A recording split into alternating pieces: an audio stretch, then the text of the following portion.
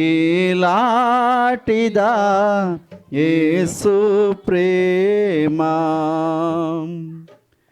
శోధనలు నన్ను జుట్టినప్పుడు నీతి బోధ నా మనసులో బొట్టించి పెంచి బాధలను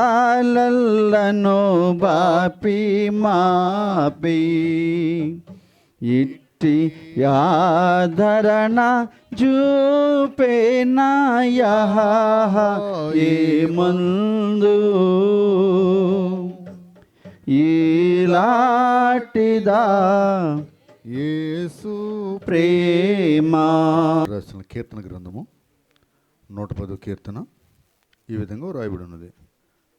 నా ప్రభువును గూర్చి యెహోవా సెలవిచ్చిన వాక్కు, నేను నీ శత్రువులను నీ పాదములకు పీఠంగా చేసే వరకు నా కుడిపార్శ్వమున కూర్చుండుము.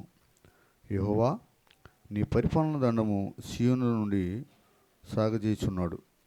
నీ శత్రువుల మధ్యను నీవు పరిపాలన చేయము. యుద్ధ సన్నపు దినమున నీ ప్రజలు ఇష్టపూర్వకంగా వచ్చెదరు. నీ యవనస్తులలో శ్రేష్ఠులు పరిశుద్ధాలంకృతులై మంచువలే అరుణోదయ గర్భముల నుండి నీ వద్దకు వచ్చెదరు.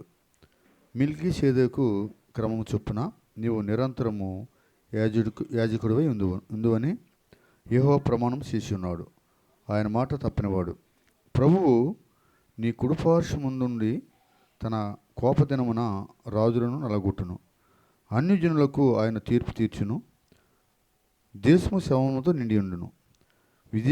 విశాల దేశం మీద ప్రధాని ఆయన నలగొట్టును. మార్గమున ఏటి నీళ్లు పానము చేసి ఆయన తల ఎత్తును. ఈ వాక్యం పర్యంతము.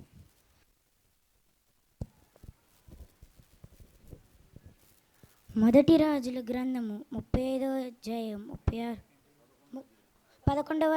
35 నుంచి 36 వచనం వరకు ఈ విధంగా రాయబడి, అయితే అతని కుమారుని చేతుల నుండి రాజ్యమును తీసివేసి అందులో నీకు 10 గోత్రములను ఇచ్చెదను.